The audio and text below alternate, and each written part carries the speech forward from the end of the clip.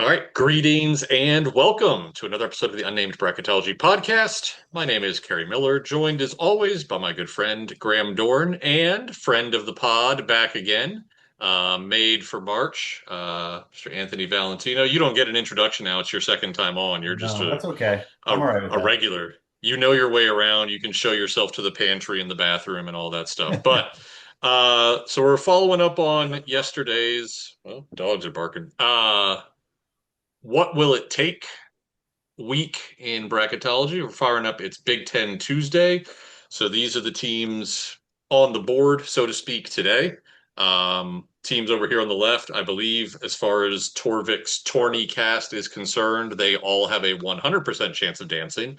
I was surprised that Iowa wasn't like 99.9, but I mean, it makes sense. They're like 15th in Ken Palm. How far can they drop at this point? But not a whole lot of seeding differential between us, although Graham and I were texting last night about how we feel about Nebraska, Kansas, and Iowa State in that 7, 8, 9 range.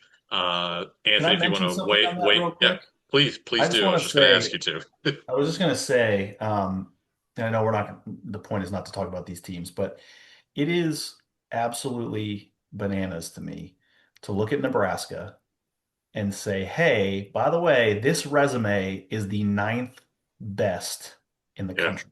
Because I put my bracket together last night, but I reviewed Nebraska and Kansas this morning and Louisville and NC State again. Um, and I ended up moving them to ninth and putting Kansas in eighth, and it felt wrong. It did not feel right to have a team with Nebraska's resume, body of work, not to mention a true road win at Illinois, ninth overall.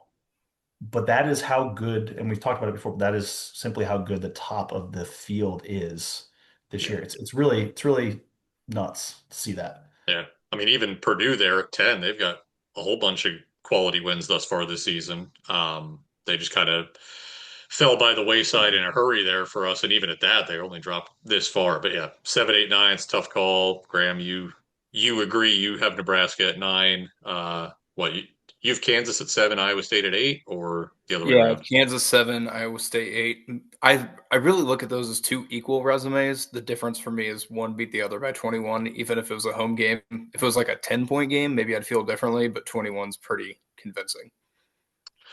Yeah. And I think if Nebraska gets Purdue at home tonight, so if they win that one, maybe that's that third marquee win, and maybe they then vault from 9 to 7 for you guys, or They're going whatever. up to 6. I already tweeted that out last night. I See, was like, I you're know going I'm to put them ahead of dropping. Illinois? Man, Yeah, and all right. I look at Illinois and Nebraska, and I'm not convinced that when you look at those two resumes in total, that Nebraska's isn't better. And it would be one thing if I could say, okay, Illinois won the only game in Lincoln. They won in Champaign. Nebraska won in Yeah. Champaign. Let's not forget that game happened too. So I think those resumes are so close together that really, like, I mean, you saw it with Kansas last night. One win vaults them up. I think Nebraska vaults up with a win over Purdue.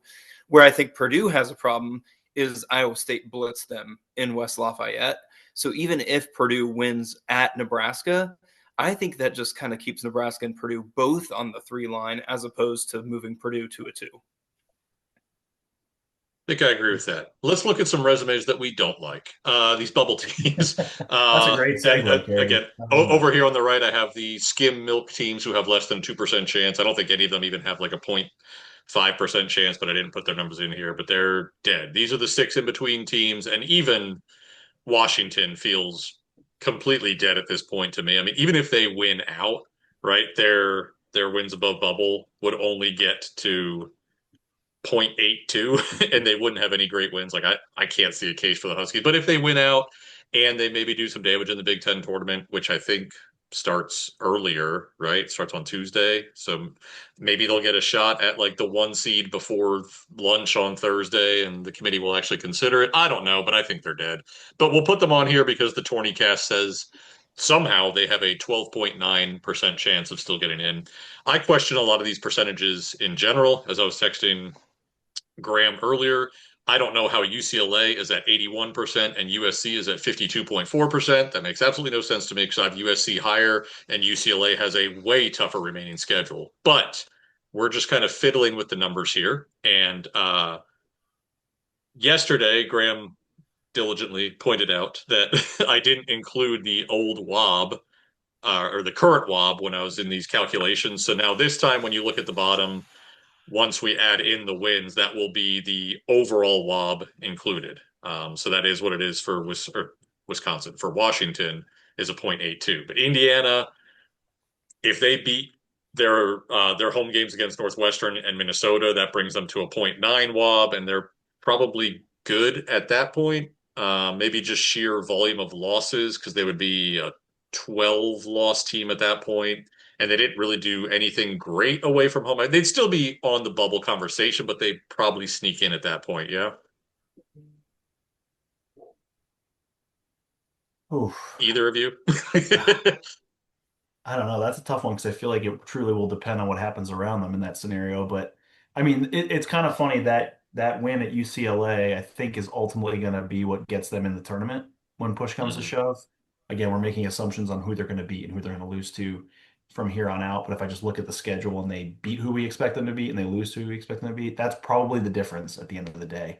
Um, the resume, so it's interesting. I don't really like anything about their resume, to be completely honest No. with you. But there's just not much. There's not really a lot of places you can drop them. I think where they're going to run into some trouble though is let's assume that they do lose to Illinois and Purdue. I think that's a fair assumption that they're going to lose those two games. But let's say they do. Um, there's a ton of pressure on them to win two still difficult games against Michigan State at home and at Ohio State, even though OSU has not been very good. They're still going to be really difficult games. They're going to have a horrible quad one, quad two split at that point going into that That's stretch. true. Yeah. Um, and I can't remember Northwestern's number off the top of my head, but I don't even think that that's probably Q3 right now at home or very close Yep. to being. Um, we saw bad quad splits get the benefit of the doubt last year.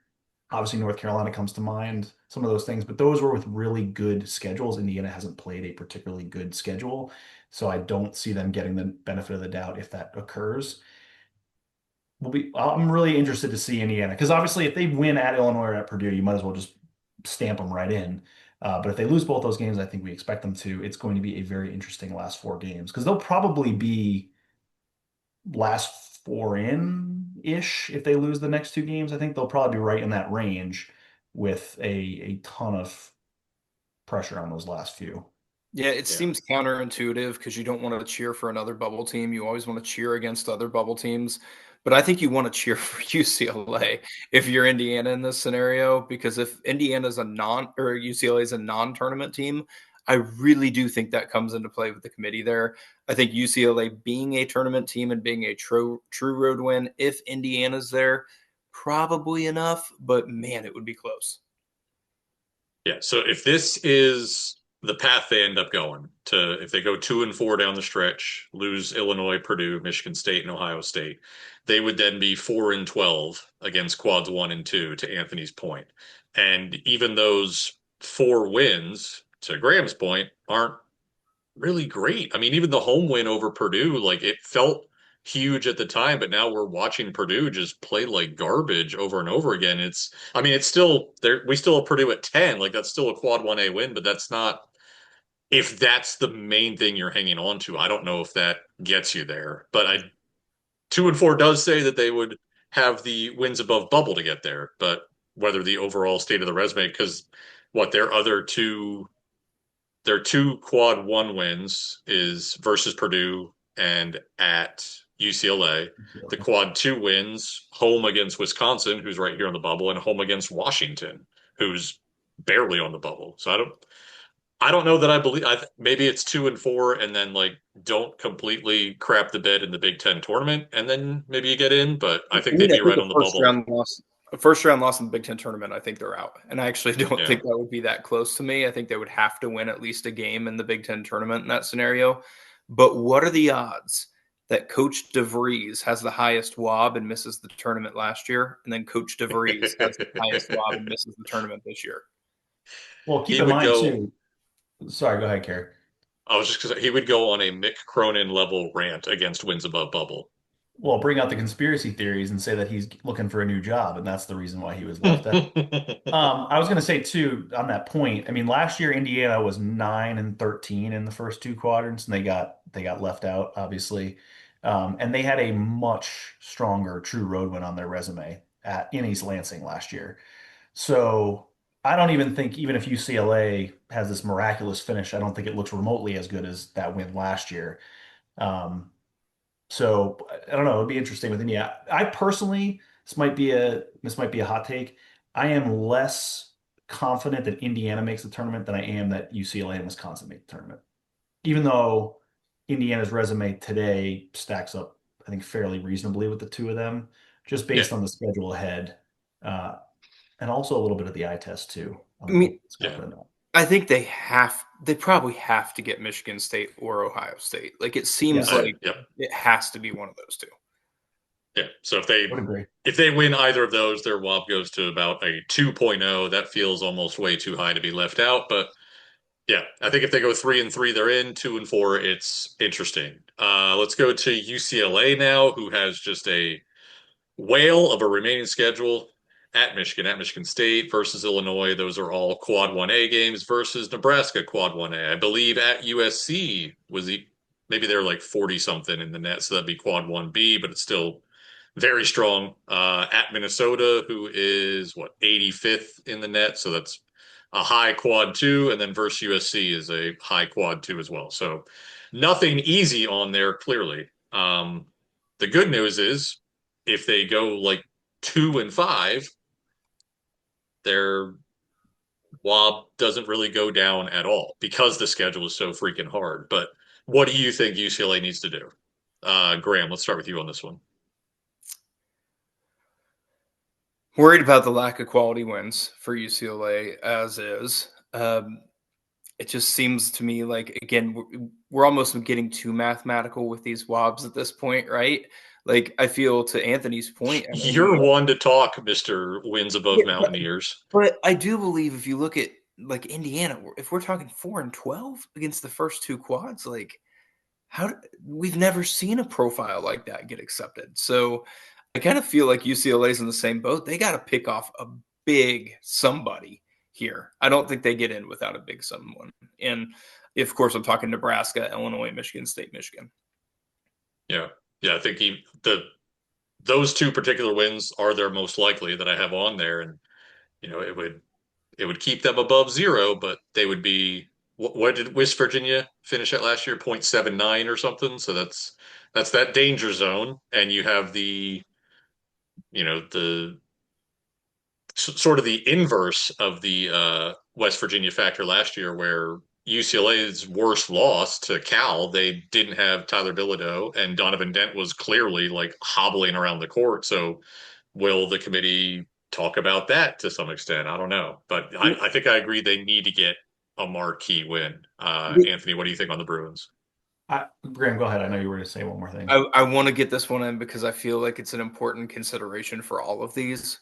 If you're going to lose early in your conference tournament, it's probably to a bad seed in your conference tournament. That's what happened to West Virginia last year when they lost to Colorado. And that's early enough that the selection committee definitely has time to like fully process the result and all that. But that's something we got to consider with all these is none of these teams are getting in at large unless they lose in their conference tournament, which we know everybody but one team is going to do in the conference tournament.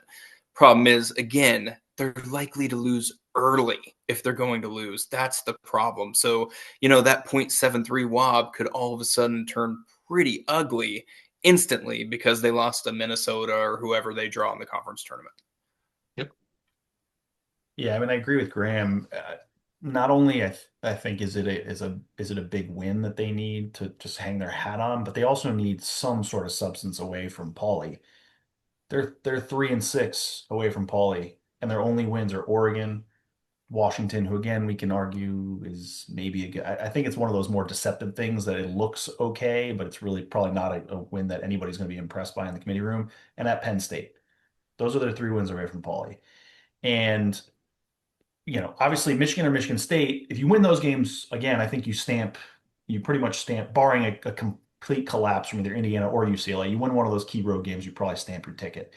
Uh, if we're assuming that that's maybe not realistic or not likely, it really feels like that Battle of LA in the last game of the year might actually be the game that UCLA needs to solidify their spot, which sounds kind of silly. But I also, to back up what you said, Graham, too, I always think about this with the committee. It's funny. It's like that shouldn't matter too much that West Virginia lost that game, right? But we're all human too. And if that's the last thing you see before you go in, you're gonna have some grain of thought in there that factors in and says, man, when a push comes to shove and it's one team versus the other, this team just lost to a team that was one of the worst in conference. Like that's a good differentiator right there. The other thing, sorry, Anthony, These guys are human. I mean, guys and gals are on the committee are human. That's just the reality. And there is some, as much as they can sit there and say that there's not, there's absolutely going to be some biases at play, whether we want them to or not. I'm a genuine believer too in the idea of happenstance with these things. We don't know. I mean, some people know, but they haven't told the public. Did the committee just take a break when West Virginia was finishing up against Colorado? Like it's entirely possible. Committee was like, "Hey, we've been meeting for a while. Let's go sit in the break room, have some ice cream." And they're like, "Hey, you guys seeing this Colorado West Virginia score? Wow!" Like it could be the first time the committee's all been there together in person to watch basketball at the same time. Just happens to be when the TV's on. I think that actually got NC State in a while ago when they played UNC really close, and their resume wasn't really all that great, but they played UNC really close in the semis of the ACC tournament. I think the committee was like, I mean, Tyler Hansborough's really good. They almost beat Tyler Hansborough, put him in the field. Was that the year they were like 1-6 against Quad One, and Yeah, I think they weren't even last four, and they got like the last bye, yeah. Yeah. and people were like, "Wait, how did that happen?" Yeah, I remember that. Yeah. Okay. I mean, to your point, Graham, they could have been at that point on the seed load. They could have just finished debating West Virginia, like, well, let's go see what happens in this game. And then like the people who were anti West Virginia are like, see, I freaking told you. And then they just take over the argument. Let's just move on for time purposes. Wisconsin here, if they win the home game against Maryland, if they, let's say, win the home game against Iowa and the road game against Oregon, I think those are plausible likelihoods for this team.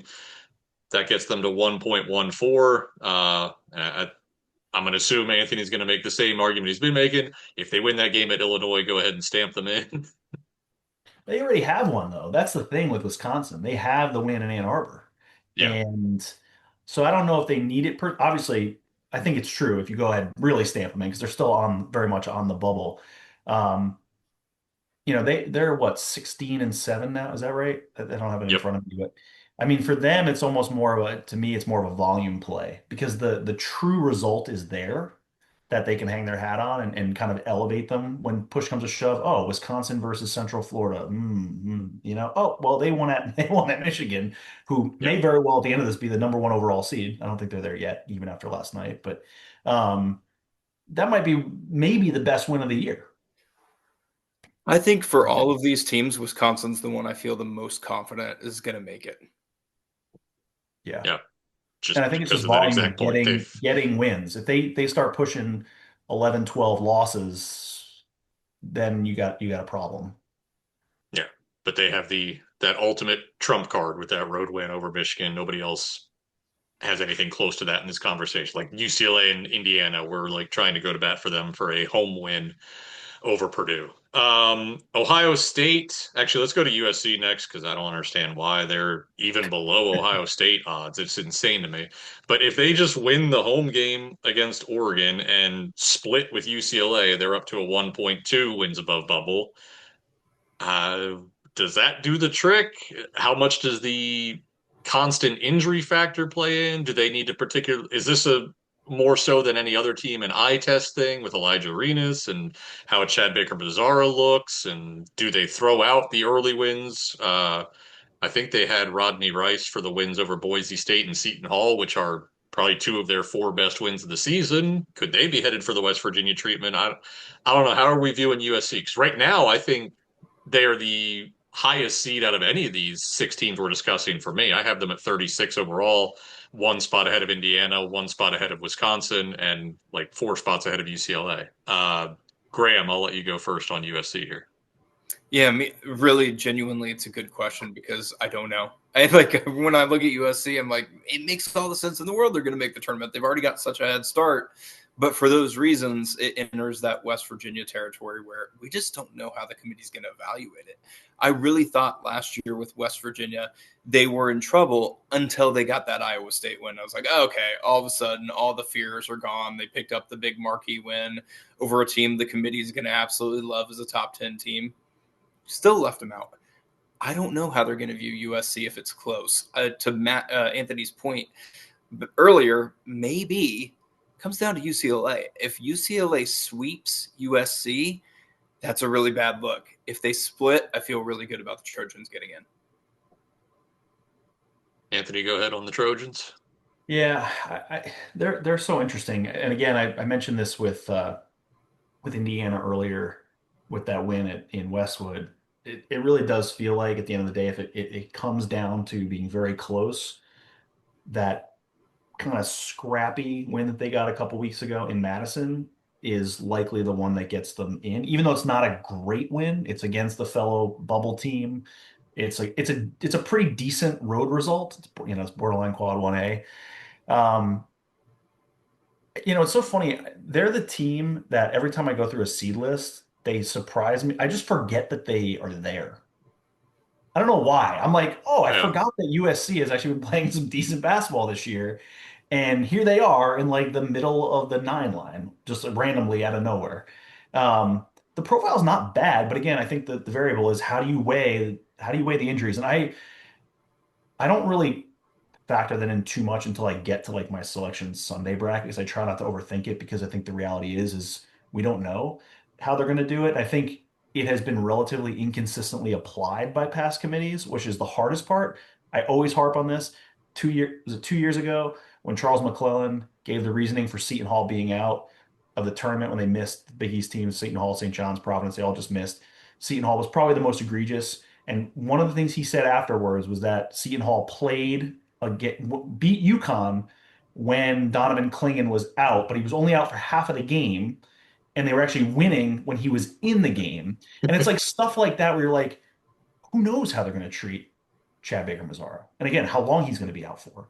Who knows how they treat Arenas' gap? Like we just don't know. So I don't even want to speculate on how that's going to play out. I think USC right now, though, the resume metrics are solid. They're not bad. I mean, they're in a really good spot. To me, it's just win, four, go for what they have 7 left. You go 4-3, you're in the tournament, like period. There's, Oh, Well, yeah. there's no way they get left out. to the point about Seton Hall and West Virginia last year, and now let's not forget Notre Dame previously, Providence before. We're starting to pile up examples of where the committee seems to ignore injuries in a lot of other places in the bracket, but the one spot that they do not seem to forget is the bubble, which makes sense because they have an entire subcommittee developed solely to focus on the bubble. So that stuff, they like Rocco likes to say, they'll go under the hood with those teams, and I think that's true. They will not miss that stuff. They will probably overweigh how important it is because the gambling community would be like, yeah, this like affects the spread by like 2 points, whereas the committee's like, yeah, throw the entire result out, doesn't matter anymore. They had an injury for a half. So I think the committee being humans, I think they do overweight that stuff at the bubble. So kind of to your point, Anthony, if UFC is like a 9 line, probably won't even be a factor at all. If they get down right on the cut line, probably a big talking point. Yeah. I do think it's, again, going back to yesterday's talk about just the sheer mathematics of the wob. I think it's crazy that USC is 1-4 against quad one. That one win was against Wisconsin, who's here on like the 9-10 seed line. They have a pretty terrible home loss to Northwestern, a not good home loss to Washington. But if they just do this, right? If they win their home games against Oregon and UCLA, both of which I think that's a quad 3 and a quad 2, the math says they should be in and somewhat comfortably at 1.2 wins above bubble, which I feel like they need to probably pick up one of these five just to, well, even the at Washington wouldn't be anything special, but I feel like they need to prove they can beat a tournament caliber team outside of just one win over Wisconsin. I think that's maybe why they're at 52.4%, even though pretty much everyone has them as a 9 or a 10 seed. But I'll be curious to. Trojans are the one team that if I had to put a bet right now on, what seed they'll get or if they'll even get in at all, I wouldn't know what to do. Well, one Uh, thing, one thing I mentioned this Good. last time. I don't know when I was on the pod a couple weeks ago talking Big Ten. Which, by the way, I got to figure out. I love the Big Ten. They're one of my favorite conferences. So I gotta join for a different one. Um, but I mentioned with USC, one thing that I think really can't go overlooked, especially around the bubble too. I mean, I think they're 9-3 away from Galen. Let me actually look that up real quick. They have a really good record away from Galen. It Yeah. I mean, they have is, a ton of yeah, their quad two record is yeah, they're unbelievable. nine It's and just, three. Now I know one of those was in LA against Illinois State, so maybe you want to throw that one out. But even still, 8-3 away from home, if you throw that result out, that's really good at that level. And I know none of them are like eye-opening outside of maybe Wisconsin, but that is really strong against the teams in that area. That's probably one of the easiest things to pick out on the bubble is say this team cannot win away from home, whether it's neutral or road. I mean, the bubble is full of those teams. So I do think yeah. that's something that really benefits them. And they only have three more games away from home before the Big Ten tournament. So I mean, even just getting one of those puts them in a really nice spot on that particular item, which I think will help them. All right. Let's go over here to Ohio State, who, I mean, I Mm. have them like seventh out at this point, somewhere in that range. Yeah, me too. I only go five out, but then, I mean, I know who I was close to considering, so I'm just saying they're seventh out. I mean, don't quote me on that. But even if they were to pick up these wins, what makes sense here? Versus USC versus Wisconsin at Penn State, they'd still be slightly below bubble, which makes sense because it feels like they need to really do something to play their way back in. But with a 4-4 finish, let's say they end the season with well, I guess I have Ohio State down here as an L, so we'll call that a W here. Do you think that's enough for the Buckeyes, who, well, I was going to mention earlier, Anthony, when you were like, Definitely yeah, not. a win over Washington looks good. The Big Ten has two Ohio States now in Ohio State and Washington, where they're just great resume wins for everybody else. But do you think 4-4 could potentially get the Buckeyes in? I don't think so. I actually don't even know if they would be particularly close, even if they go 4-4. I think they have to pick up one of those road games and or Virginia at this point included in that. Yeah, Or they don't have sorry, at any. least one of the road games and or Virginia and Purdue at home. One of those combinations. Um, there's just not, I mean, there's not a lot of meat on this, and they're 0 and a lot against Q1, Yeah, which and I know Q1 is not the be all and end all. We learned that last year with North Carolina, but this is not a team that's scheduled the out of conference like North Carolina. They are almost 250th in their non-conference strength of schedule, not top 10 like you. I think UNC was like top three last year, so they're not going to get that benefit of the doubt. Um, oh, I mean, this is so funny with OSU because I feel like they've just been hanging around the last four in for like 6 weeks, and then all of a sudden hmm they just plummeted. I have them seventh out too, as of this morning, and they just have just dropped completely out pretty fast. So they have a lot of work to do, and if they lose, they're also at the point where if they lose to anyone at home outside of Purdue, I think you can probably just call it a season because at that point, I'm just not expecting them to pull off anything else miraculous If based on they what I've seen took so far.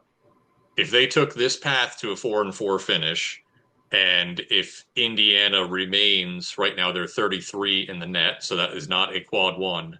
They would be 0-11 against quad one heading into the Big Ten tournament, and yet they would be almost a full win above bubble according to these, That's actually pretty crazy. estimations right now. Yeah, that's the crazy thing about wins. But we thought that wins above bubble was going to help the Indiana states of the world, but it's helping the Ohio states hang around. Well, and real Graham, what do quick, you think the Buckeyes need to do? I know Graham's gonna talk about OSU, but real quick, if I can get this in, um, how interesting would it be? I think we're all leaning quite heavily, and this goes back to the other debate: is it WAB or is it WAB? I know you guys like to call it WAB. I'm a WAB guy, so I'm going to call it WAB, not to confuse anybody. But how interesting would it be if the committee leans a little more off of WAB than they did last year? Because that will really throw a lot of people off. Because I think we're all assuming that figure is the most important, and it certainly seemed like it was last year. But I'm also a little leery about going all in on WAB WOB, just because there's a lot of other data points there, and I try to use it, I guess, as a guide to make sure I'm in the ballpark. But um, I don't know. It's interesting. They definitely seemed like they used it quite heavily last year, but was that just a trial run? Because it was the first year that they used it on the team sheet. I've made this point to Carrie before too, that we all, or at least I, thought the committee would lean pretty heavily into net the first year it showed up, and the committee leaned heavily into it. Thought they'd lean in heavily into WOB the first year because it's the first year. It's what the NCAA always loves to do. Whenever they get something new, they want to show off how great it is. Like once they came up with the idea of like quad one is now 1 through 75 on the road. It's not just top 50 RPI anymore. It's now 1 through 70. They're like, see, quad one. Like they just want to make a big point about this new flashy thing, and it always diminishes in importance a little bit year after year. I still think it's going to be really important, and the number one reason I think it will be really important is because it's actually in the NCAA's selection committee nitty gritty rankings, so they don't have to like pull it from outside data. It's their own internal system. So it just makes it easy for the committee, I think, to be like, hey, okay, they pieced together these 2 wins. Where's that rank in WAB right now? And they could just literally go look and be like, yeah, here's what the current WAB is. So I think it makes it easy for them to say, oh, they're over a game above bubble. Yeah, that should be in the tournament. Ooh, there's within one point, one win, one way or the other. Now we have to think about it. Like I think that's going to be more so where it plays a role, is not necessarily the ranking of how you rank compared to everybody else.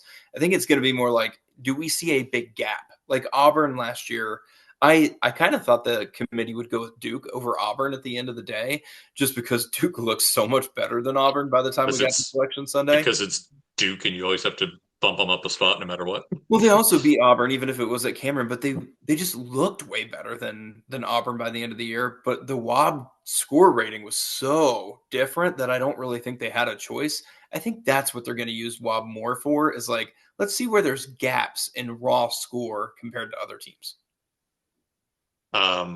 Just to continue on this WAB point, and then Graham will get back to you on Ohio State before we wrap up. But I mean, just looking like through the WAB on Torvik's team sheets right now and comparing it to the resume metrics average, like nobody, it's not like there's anybody that's out of line by more than like 2 or 3 spots. So I'm still treating it the same way I've always just treated resume metrics, but we are, I think certainly Graham and I, or certainly Graham and now starting to be me, are starting to focus more on WAB just because the NCAA said we should. I mean, Warlock came out was like, I think the broadcast should be talking more about wins above bubble. So I mean, it's clearly a big deal, but I also don't think it needs to be treated any differently than how we've treated the average of the resume metrics over the last few years. Anyway, it's just one more metric in the mix there. But Graham, Ohio State, and then we'll close out. What do you think the Buckeyes need to do the rest of the way?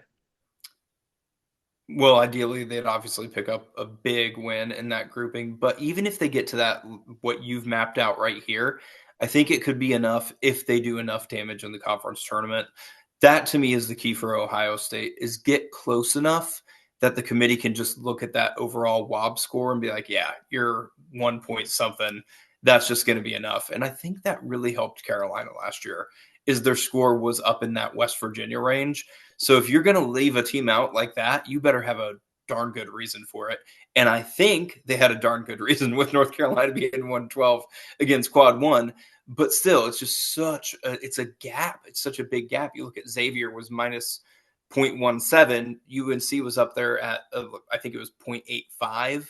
Like that's a huge gap. They were like a win above Xavier. So I think when you look at that overall score, if Ohio State's in that area, I think they're going to be close either way, simply because of such a big score. Closing thought from each of you. Let's just set the over under at 3.5. How many of these 6 teams get in when all is said and done? Graham, you go first. I think it's going to be a great selection Sunday for the Big Ten. I think they go over the 3.5. Anthony? Oh boy, it's tough. That is perfect spot to put it is 3.5.